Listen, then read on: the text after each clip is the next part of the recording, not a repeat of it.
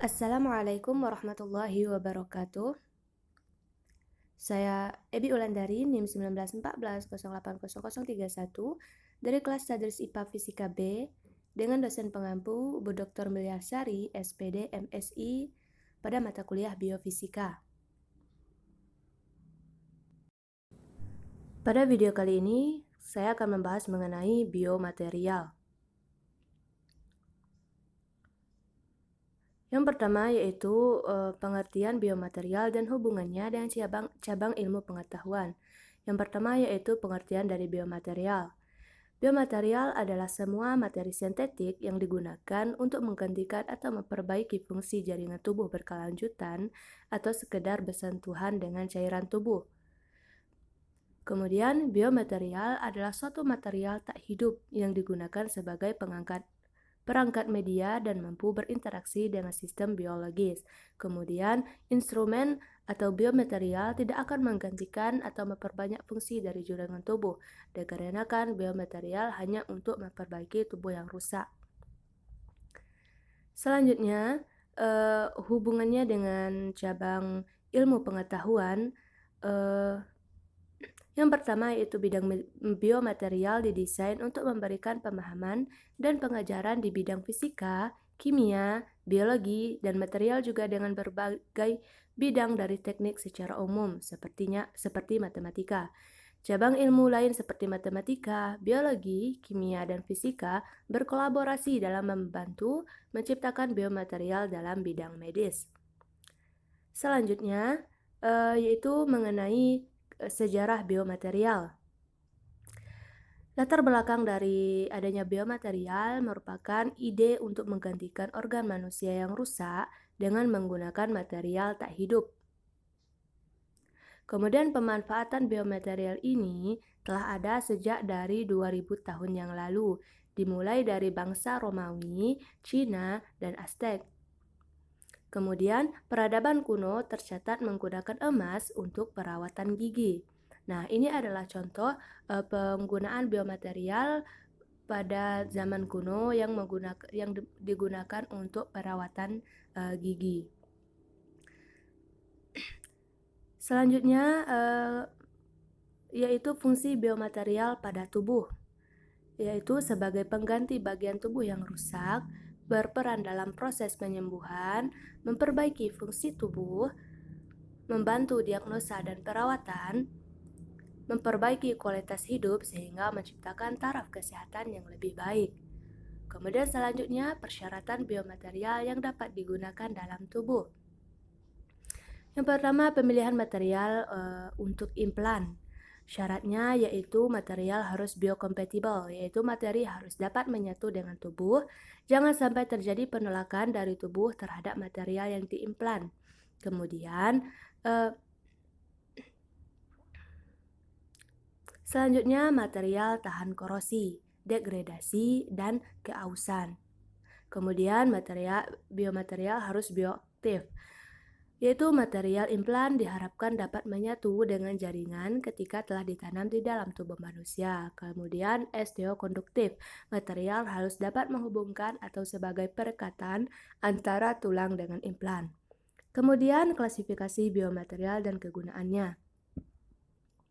Yang pertama yaitu biomaterial sintetik. Pada biomaterial sintetik yang pertama ada logam. Kegunaan logam yaitu sangat banyak digunakan untuk implantasi load bearing. Misalnya beberapa dari kebanyakan pembedahan antropodi melibatkan material logam. Nah, ini adalah contoh pemanfaatan dari biomaterial logam untuk pembedahan antropodi. Kemudian selanjutnya keramik. Kegunaannya sebagai pengganti dalam ilmu kedokteran seperti mahkota gigi, tambahan, dan gigi tiruan. Tak banyak digunakan dalam bidang pengobatan lain karena sifatnya yang mudah retak. Kemudian polimer. Kegunaannya mulai dari wajah, buka buatan sampai pada pipa tenggorokan dan ginjal bagian hati sampai komponen dari jantung. Kemudian selanjutnya komposit. Kegunaannya yaitu sangat cocok dan baik digunakan di bidang kedokteran gigi sebagai material pengganti atau tambalan gigi. Banyak digunakan untuk prosthetic limbs atau tungkal buatan. Terdapat kombinasi dari berat yang rendah dan kekuatan yang tinggi, sehingga cocok untuk aplikasinya. Selanjutnya yaitu biomaterial alam. Keuntungannya yaitu material ini hampir sama dengan material yang ada dalam tubuh. Contohnya, kolagen, struktur organik pembangun tulang gigi, sendi, otot, dan kulit. Hampir 50% protein pada kulit sapi adalah kolagen. Yang kedua, chitin. Seperti lensa kontak dan plester penutup luka, sejenis zat yang diambil dari kerangka atau cangkang hewan laut. Kemudian selulosa, yaitu komponen struktural utama dinding sel tanaman hijau. Kemudian sifat-sifat biomaterial. Yang pertama yaitu sifat fisik, yaitu abrasi, yaitu mengenai kekuatan dan ketahanan abrasi. Kedua, kekentalan, yaitu bahan kedokteran gigi yang mempunyai kekentalan yang berbeda bila digunakan untuk penerapan klinis tertentu. Yang ketiga, relaksasi tekanan. Ada beberapa bahan kedokteran gigi bukan kristal seperti malam, resi, dan gel yang ketika dimanipulasi didinginkan, kemudian dapat mengalami relaksasi pada temperatur yang meningkat. Kemudian selanjutnya, serif dan aliran. Aliran umumnya digunakan dalam kedokteran gigi untuk menggambarkan rheologi dari bahan amorf seperti malam. Aliran dari malam adalah ukuran dari kemampuannya untuk berubah bentuk di bawah muatan statis yang kecil saat dihubungkan. Kemudian sifat termofisika dari bahan material. Yang pertama yaitu konduktivitas termal, yaitu peningkatan konduktivitas dari logam dibandingkan dengan resin menyebabkan sensitivitas pulpa lebih besar.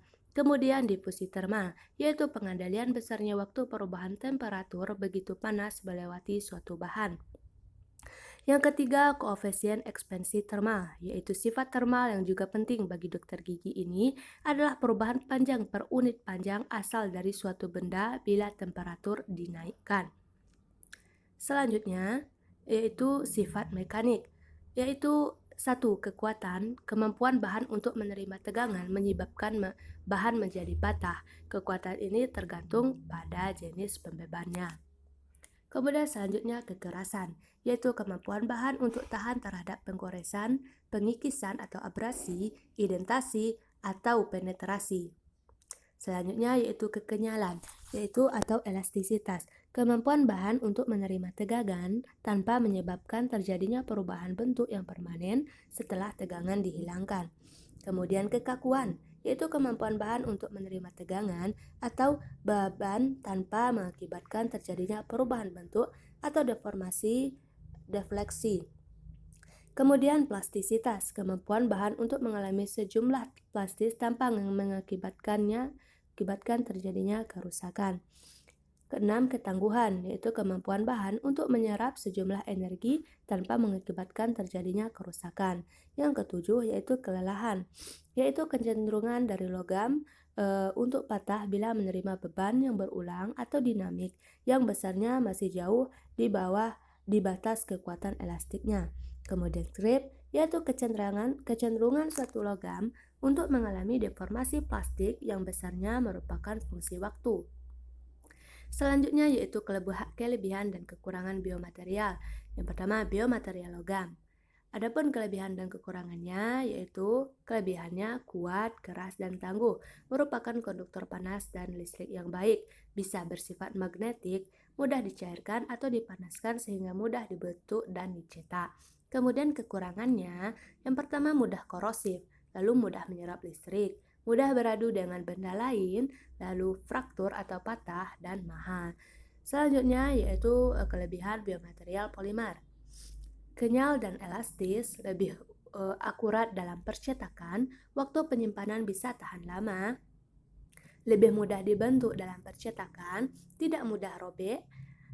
Lalu kekurangannya yaitu memerlukan sendok cetak perorangan, tidak kuat karena terlalu lunak, harus diisi dengan stone cepatnya, berpotensi distorsi, dan aroma terkadang menyengat mengganggu kenyamanan dari pasien. Kemudian selanjutnya yaitu biomaterial keramik. Adapun kelebihannya yaitu biokompatibilitasnya baik. Kemudian terlihat natural untuk hasilnya. Kemudian daya tahan tinggi terhadap pemakaian dan distorsi. Kemudian tahan terhadap serangan kimia. Kemudian mempunyai daya compressive strength yang lebih tinggi. Adapun kekurangannya yaitu mengeluarkan suatu clicking saat gigi berontak, mudah rapuh, tidak dapat dihaluskan dengan cepat setelah digerinding, terlalu lemah untuk pembuatan mahkota penuh tanpa inti, kemudian tidak ada pengikat untuk dasar akrilik dentur dan memerlukan alat tambahan. Selanjutnya yaitu biomaterial komposit. Kelebihannya kuat untuk tambalan, tidak berbahaya, dan serta sewarna dengan gigi. Adapun kekurangannya mudah mengerut, mudah rusak, serta warna mudah pudar. Terima kasih. Demikianlah review video materi biomaterial. Wassalamualaikum warahmatullahi wabarakatuh.